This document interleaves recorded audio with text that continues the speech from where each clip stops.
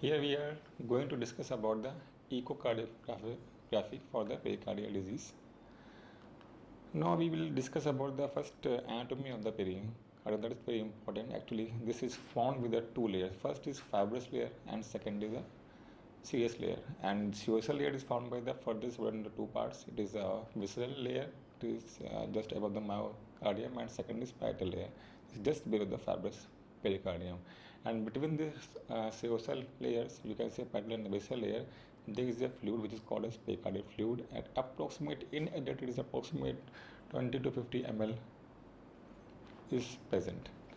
Now some papers which shows that visceral pericardium is also referred as a epicardium, and it is continuous with the parietal pericardium. See, this is a visceral pericardium and it is continuous with the parietal pericardium, and this is a collection of fluid, and here it is a fibrous pericardium.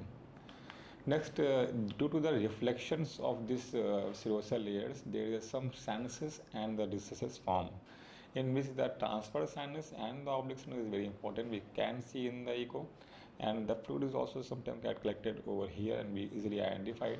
And some other recesses are left from pulmonary recess, post-cable recess, and the pulmonary venous recess.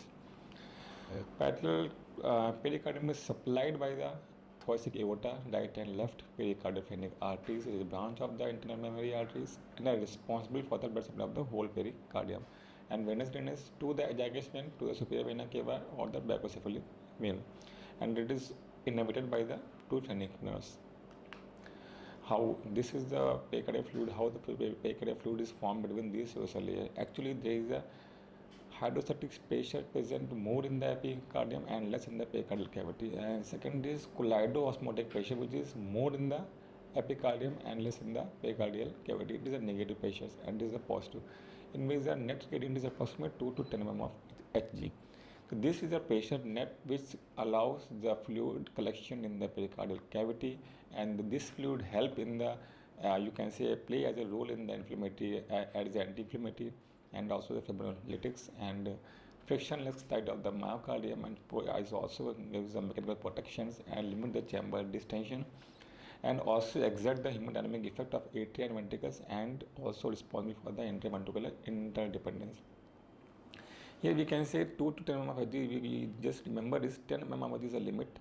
Till 10 mm of Hg, most of the time patients are asymptomatic, and if the pressure rises more than 10, then the symptom starts. So we will discuss further in the tamponade physiology. In this whole lecture, we will discuss about the pericardial effusion, and which further leads to tamponade, concentric pericarditis, and the restrictive pericarditis, pericardial cyst, and tumor and collapses of the pericardium. First, this is the normal diagram which shows the pressure inside the pericardial cavity and the volume present inside the pericardial cavity. See, in normal pericardium, when the fluid start accumulating, the pressure will not increase, and over a period of time, if it is acute, then suddenly pressure will rises, and even in a small amount of fluid collection leads to the high pressure.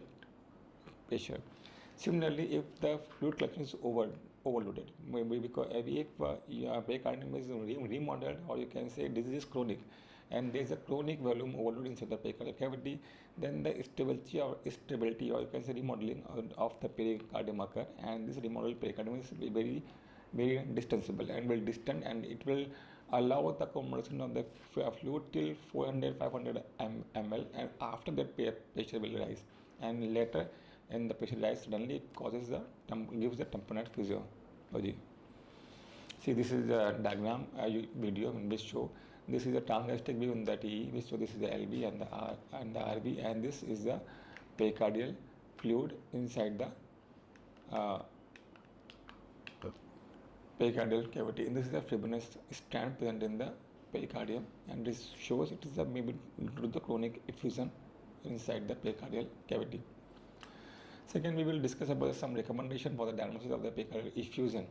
Here, the transthoracic echocardiography. Echo is a very role we have do it in ED, or you can say in ward, It is a class 1 indication, type C, and chest X-ray is recommended in the patient with the suspicion of pericardial effusion or the pleuropulmonary involvement. It is also a class 1 indication. Means transthoracic echo, chest X-ray, and the inflammatory marker like CRP is a class 1 indication we have to do. But and CT and MRI should be considered in the patient in which loculated pericardial effusion or the pericardial thickening and the masses as well as associated with the chest abnormality is present. Then we have to go with the CT or CT MRI. It is class 2A indication, but echo, X-ray, and inflammatory marker is a class 1 indication. We have to do it. When the pericardial effusion will increase over a period of time, it can lead to cardiac tamponade, and this is a life-threatening condition. It is caused by the fluid accumulation in the pericardial sac that compress the cardiac chamber and limit the cardiac filling.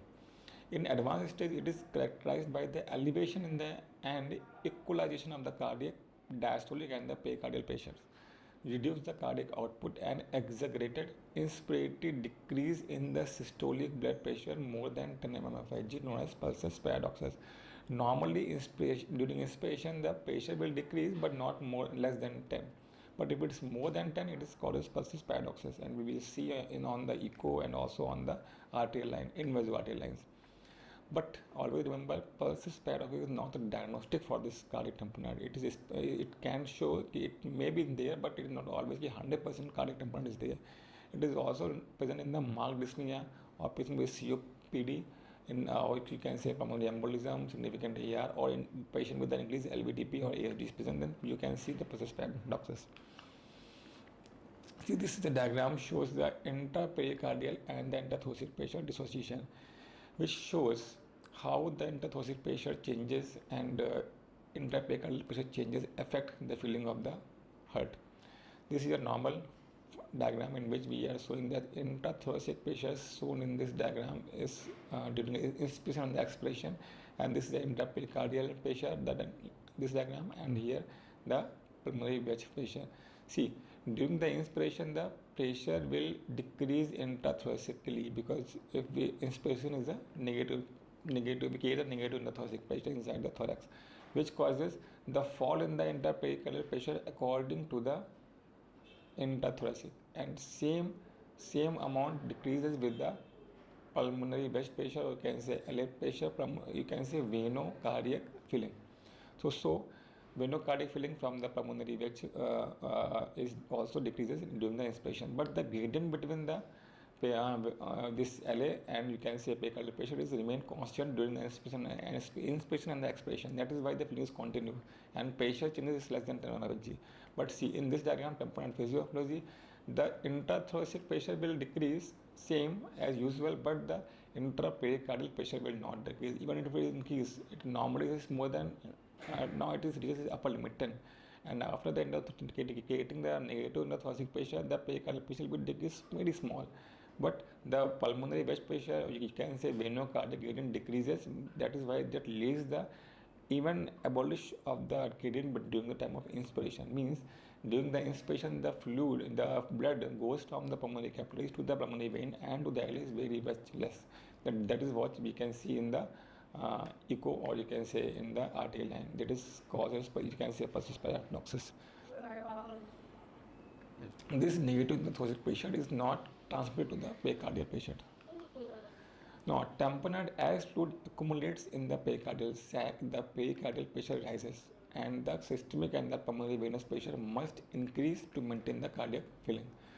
As the cardiac tamponade become more severe, this venocardiac gradient, means from pulmonary vein to the LA, the continues to diminish and result in the progressive decrease in the cardiac output.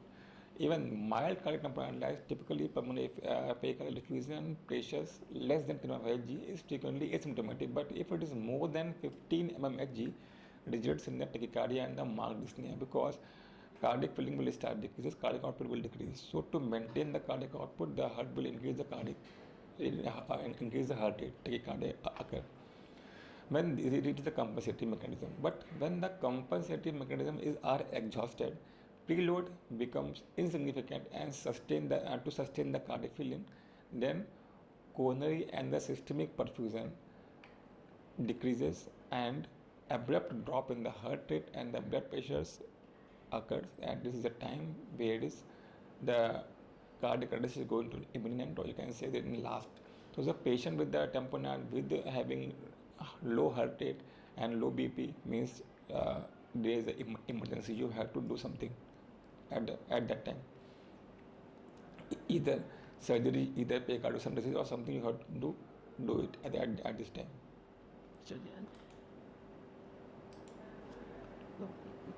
There are some guidelines. There are some guidelines which shows if there is a tamponade, then echo is recommended as the first line imaging technique to evaluate the size, location, and degree of the hemodynamic impact of the pericardial effusion. It is for the class 1C indication. It is a diagnosis and treatment for the cardiac tamponade recommendations. Urgent pericardial synthesis or the cardiac surgery is recommended to treat the cardiac tamponade. It is the class 1 indication also. And judicious clinical evaluation, including the echocardiographic finding, is recommended to guide the timing of the pericardial synthesis. It is a class 1C indication. Always remember, vasodilators and diuretics are not recommended in the presence of cardiac tamponade. Even some people think there is a collection of fluid inside the pericardial cavity. We give some diuretics to remove it, but never. They are not in class 3 types. It is harmful to give vasodilators and the diuretics to the patient with the cardiac tamponade. If we are going for the TE, then TE is used to tell about the pericardial effusion size and locations.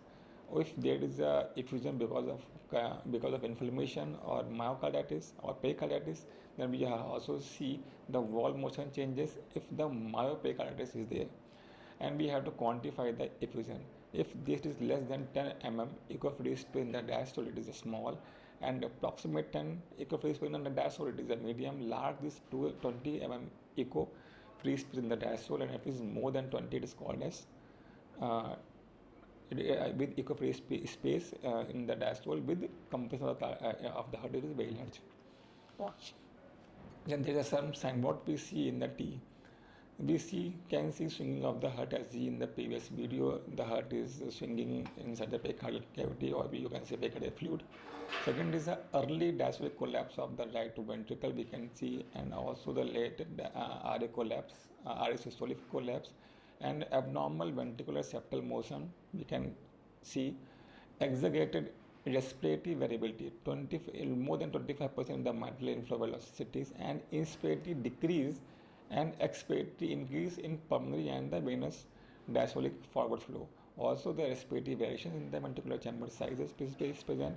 Aortic outflow velocity, you can say in echo, it is called as pulsus paradoxus. See, in the echo, in the pulsus paradoxus is present in this figure. You can see there is an inspiratory decrease and the expiratory increase in the flow. It is aortic outflow velocities, and the inferior vena cava is plethoric. This is some diagram we can say there is a transthoracic echo in which we cut at Plaque's view. We see in M mode, we see there is a E and A, or you can say mitral leaflet. You can say there is a diastole present between this case E and A. You can say E and A wave. So after the E wave, there is a dip in the RV wall. It is called as RV diastolic collapse in this area. So we have to. It is a diagnostic sign for the RV cardiac tamponade. Second thing, IVC is plethoric, more than 20 mm in size with less than 50% of collapsibility. Collapsibility is not there, and IVC is more than 20 mm. It is called as IVC plethoric. And second is that we see the transmitral or tricuspid velocity. Inflow velocity we will find is the expiration in the expiratory, and the inspiratory variation is more than 30. And also in the aortic outflow velocity, pulsus paradoxus is there in previous diagram, and RA systolic collapse is present during the systole. Second thing, if the RA collapse in early phase during the systole, what happened, because RA has the lowest pressure, so collapse first, and RA typically collapse shortly afterward, because when the RA collapse and during diastole, the RV, RA to RE filling occurs, but when the RV start to collapse in the diastole, what happens? The RBDP increases. This increase in the RBDP causes the RA to push the blood inside the RB with the more pressure, and that's why the RA pressure will rise, and suddenly that the collapse of the RA gone. This is a pop-up of the RA what occur. That's only the diastole, RB diastole collapse we can see in the cardiac tamponade. And also the hepatic vein nephropathy is also very important in this cardiac tamponade physiology. See, there is a 4-wave atrial reversal, systolic wave, V wave, VR, and diastolic wave. Here, hepatic vein nephropathy is a biphasic, in which S wave is more than D wave. It is just like analogous to the pulmonary venous Doppler. In inspiration, both increases. Normal flow is considered less than approximately 50 centimeter to 50 centimeter per second. Then in pericardial effusion, what happens? The flow decrease 20 centimeter per second. In moderate tamponade, diastolic flow often absent, but in marked tamponade, diastole flow disappear completely throughout the cardiac cycle. Means there is no D wave present in the cardiac cycle in the marked tamponade. But if the hepatic flow is only observed during the inspiration, then the systemic venous and the cardiac pressure are equalized, and cardiac arrest is imminent. Means during the expiration, means during the diastole the all pressure is the same. There is no flowing the heart to the hepatic from the hepatic vein to the arteries to the heart. Means heart pressure is equalized, then the cardiac arrest is going to happen over few hours. The diagram is S wave, and this you can say modified bicable view. It goes made a bicable view goes inside the we advance the probe, and then we put the pulse wave Doppler over the hepatic vein. We find the S wave, V wave, D wave, and the A wave. See, the S wave and D wave are the anticate, and V and A waves are the retrograde waves. See, there is a more if the effusion occurs. This diagram is very much explained in this next slide. Here the IVC is plethoric. There is a tamponade over here. At case of tamponade, IVC is plethoric.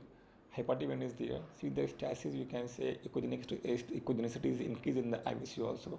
And if the go with the this hepatic vein Doppler, we will find the S wave and D wave present, and also the reversal waves are very much bigger. After burst flow is very less in systole and diastole also. Means cardiac tamponade is not till now it is not tamponade, but effusion is there, and it increases the RA pressures, and that is why the reversals are much higher.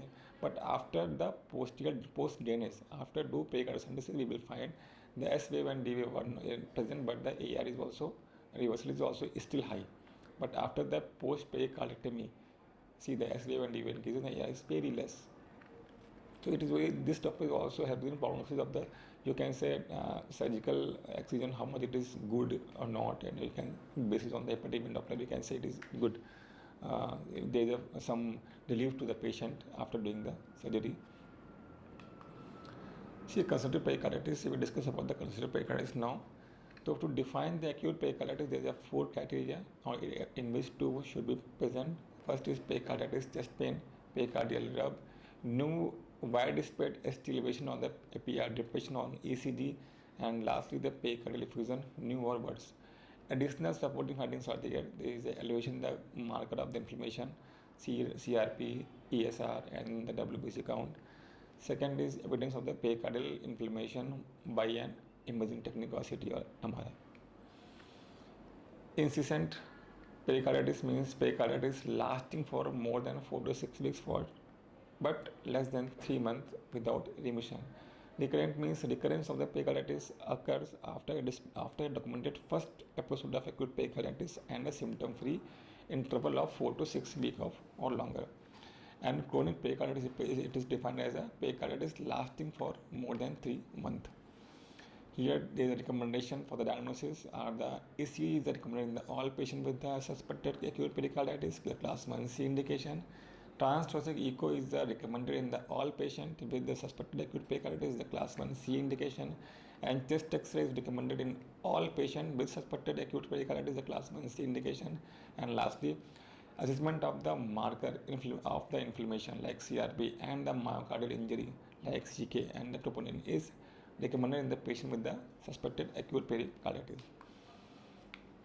Now in treatment we have some guidelines and recommendation we will discuss in the second slide, but here we will see the doses of the aspirin, ibuprofen and the colchicine which are recommended in the treatment of acute pericarditis, and aspirin and anesthetics are the class 1A indication. Colchicine is also class 1A indication, but this shows the corticosteroid was not recommended as a first line therapy for acute pericarditis. Always remember this thing. Some people recommend corticosteroid, but I want to say it is never recommended as a first line therapy. It is only recommended when these all are failed. See, after diagnosis of the acute pericarditis, first line treatment is aspirin or NSAIDs plus colchicine plus exercise restriction.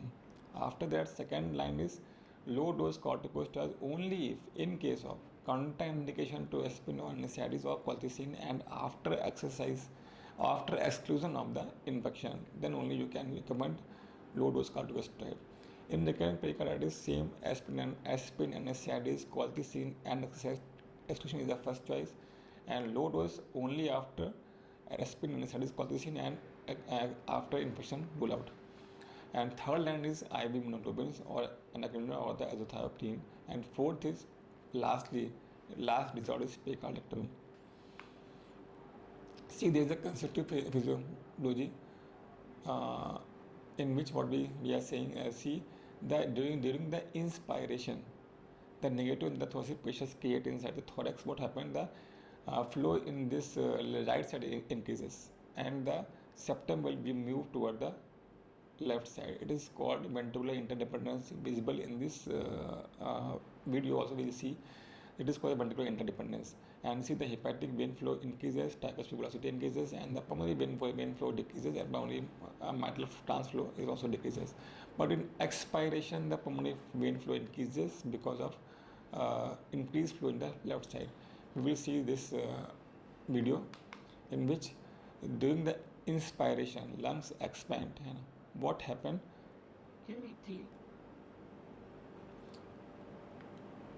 The right side of the flow in right chamber increases. Septal will move toward the left side, septal, and pulmonary vein flow decreases, but the mitral flow also decreases, and the tricuspid flow is increased because right side blood flow increase, and also the hepatic vein flow in which the flow will increase. But after expiration, the pulmonary, in this expiration, the left side flow increases, in which the pulmonary vein flow increases, mitral flow increases, septal will move toward the right side, and this hepatic vein decreases, and tricuspid wall flow across the tricuspid wall also decreases. See in this diagram. Here the physiology of the congestive pericarditis is like that. Due to the pericarditis, or you can say inflammation, there is a pericardial scarring is present, which causes a marked distortion of the filling of the heart. If elevation and equilibration of the filling in all chambers and systemic and the pulmonary vein is present. Pericardial scarring make the pericardial very thickened and not allow the heart to expand and during the diastole, which impair the cardiac filling only in the late diastole. Early is normal, but when it reaches to pericardial limit, it will stop suddenly. So only in the late diastole impair the cardiac filling. Early filling remain intact till the pericardial constraint produces a square root sign in the LV and the RV diastolic pattern in the weight page table. This is seen in the cath cardiac catheterization and the cath figures. And CUP tracing shows the prominent Y addition due to the exaggerated diastolic collapse of the normal pressure as a rapid atrial filling occur. See, over a period of time, what happened? Reduce the increased pressure inside the RA and the RV. What happened? The systemic venous congestion occur. Hepatic congestion, IVC become plethoric. Hepatic congestion occurs. Hepatic peripheral edema occurs. Ascites occurs, and the lower period of time lead the cardiac cirrhosis. And due to the reduced cardiac output, fatigueness, muscle wasting, and weight loss is also there. Cardiac output also decreased, but after the compensative mechanism exhausted. Like in early phases, what happened? The contractile function preserved, with reduced preload, but in the late phases, the myocardium involved in the chronic inflammation and the fibrosis. The myocardium becomes fibrosed and stiff. The contractile material or part of the myocardium will lose, which leads to the true contractile dysfunction, and over a period of time it becomes so severe so that even after pericardiectomy there is no increase in the cardiac output. So there is a poor response even after pericardiectomy. So in echo, what we find in the constitutive pericarditis, we see there is a thickened and the hyperreflective pericardial layers. Over a period of time, ascites can be seen and the atria dilated. The inspiratory ventricular septal motion toward the left side and during expiration toward the right side. It is called as septal bounce, or you can say septal shudder is present. And also there is a marked dilation and absent or diminished collapse of the IVC and the hepatic vein also. Premature opening of the pulmonary wall can be seen. Distinctive filling pattern of the RV and the LV during the diastole also present. More than 25% fall in the mitral inflow velocity and more than 40% increase in the tricuspid velocity in the first beat even after inspiration. You will see in the diagram. And this same thing happens during the expiration in opposite direction. Normal or increased propagation velocity of the early diastolic transmitral flow and decrease expiratory diastolic hepatic vein velocities with the large reversals. See here the hepatic vein flow, these are reversals below. These are very large, and changes with the inspiration and the expiration with the diminished flow, and during the inspiration is present.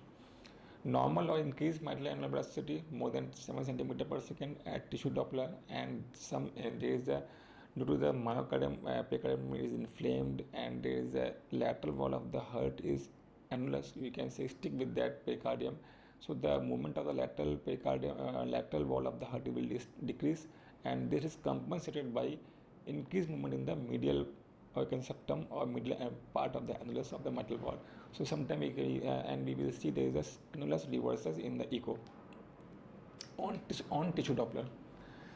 And in strain imaging we can find there is a circumferential strain and the early diastolic twisting is decrease in the untwisting is decrease in the concentric pericarditis while preserving the restrictive cardiomyopathy. Same thing, global longitudinal strain and early diastolic tissue velocity unchanged in the concentric pericarditis but decrease in the restrictive cardiomyopathy, and after pericardiectomy both will improve.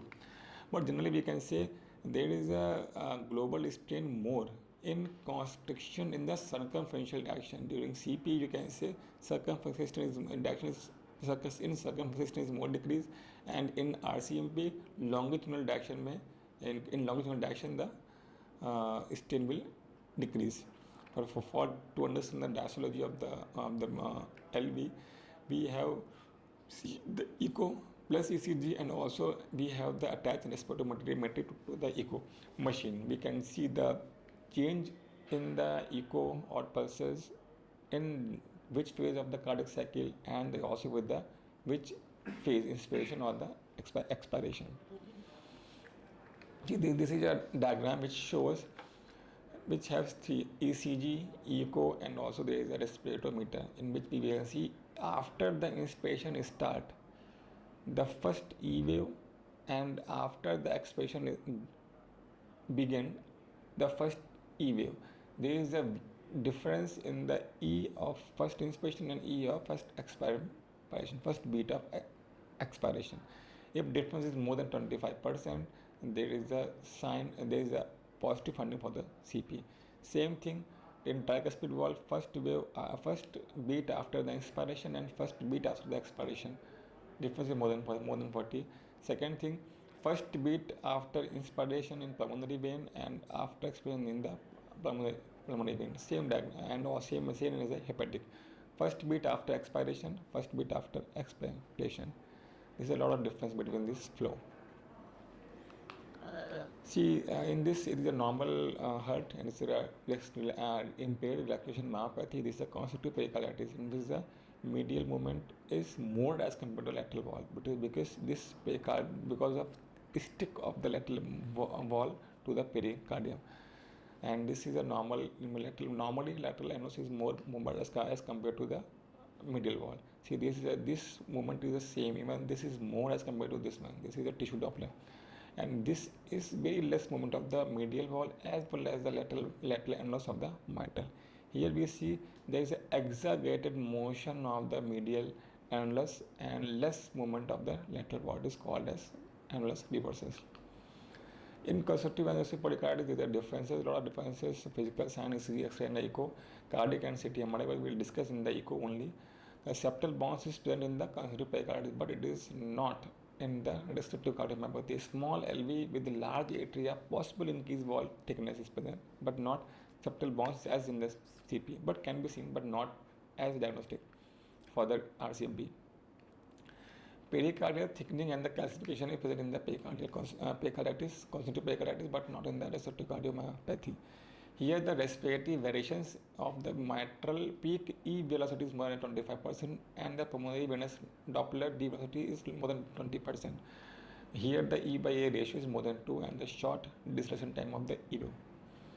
Color M mode flow propagation velocity is more than 45 centimeter of the 44 centimeter per second, and here the less than 45 centimeter per second, and in tissue Doppler it is more than E prime is more than 8 centimeter per second, and here it is less than 8 centimeter per second. These are the sign of the differences on the basis of the echo in constitutive pericarditis and the restrictive cardiomyopathy. This is a real-time scene imaging. It shows during the inspiration when the lungs expand, there is a septal bounce is present toward the lungs is expanding, the septal bounce is present toward the left ventricle. This is a flow chart to diagnose the difference between the constitutive pericarditis and the restrictive cardiomyopathy. We measure the mitral flow and the dilated IVC. If present, then we go with the ventroseptal motion. If it is also present, then we measure the medial E prime, and if it is more than 8, then constitutive pericarditis may be there, but we have go with the hepatic vein expiratory and diastolic reverse flow velocity. And if it is more than 0.8, then it is defined constriction. But if it is between the 6 to 8, it is a mixed consistent muscle restriction. But if we see if the annulus reversus is there, then it is the most likely constitutive pericarditis. But if it is less than 6 cm per second, there is a restrictive cardiomyopathy is present. But if it is not, then we, if these two in mitral vein flow velocity and dilated IVC is not there, then no, unlikely the constriction or the restriction is there. See, because it is important to differentiate between the restrictive cardiomyopathy and the constitutive pericarditis, because the measurement is different. There is a lot of etiology for the restrictive cardiomyopathy, like infiltratory storage, endomyocardial diseases, and non-infiltratory diseases. But we focus on the CP only. In CP, the last we have to go with the medical management as per chart.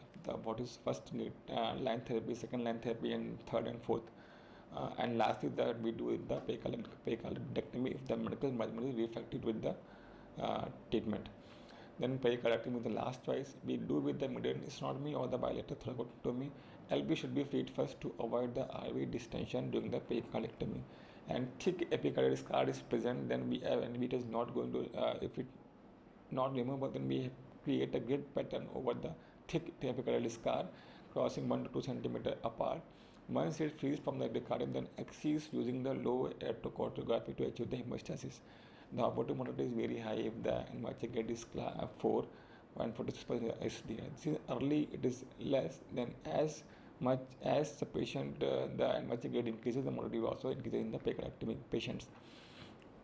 And sometimes we will see the patient will easily come from the surgery, but in ICU we will stuck with this RB dysfunction. And in our setup, we will see the mostly 5 to 10 days patient will stay in the ICU and remains with the anti-failure drugs, IV, and also intermittent forms. Pericardial tumor, the next topic is pericardial tumor. These are the rare, but we can say divided into the primary and the metastatic tumor. Primary are the benign and the malignant. Benign tumors are the teratoma, lipoma, fibroma, hemangioma, and the rephangioma. and malignant are the malignant mesothelioma is the most common. It is followed by the angiosarcoma. But symptoms are the non-specific like chest pain, dyspnea may be there, and chemoimmunotherapy has a little benefit on this malignant tumor.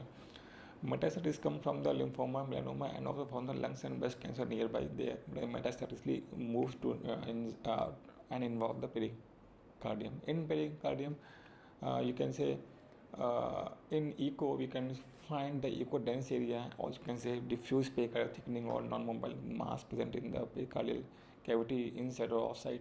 So sometimes we have to go with the surgery and do a biopsy. Then we can diagnose what is there and we go for the further management. Same thing if pericardial cyst or diverticula is there. See there the LV diverticula is there in the transthoracic echo. This is the plaques view, LA, LV, aortic wall, and the RV. These are generally benign, and echo shows the echo-free space adjacent to the cardiac border. And either if the patient becomes symptomatic, we go with the percute aspiration or the surgical excision is a choice for this cyst. Similarly, the last topic is congenital absence of the pericardium. These are 5 types. First, entire pericardium is absent from the left and right side both. Or you can say if the complete absence from the right side only or left side only, or partial absence from the right side and the left side only. These are the 5 types, but defect may vary from the small foramina to the extensive. And also the most common absence is left side absence of the pericardium, and mostly is the incidental finding during the surgery. Its prevalence is very low, 0.001% to 0.04%. Of this congenital absence of the pericardium. But these patients are mostly asymptomatic. And in the echo, it is very difficult to identify the absence of pericardium. We have to go with the CT, MRI, or it is mostly incidental finding during the surgery. That's all my topic. Thank you. Thank you so much.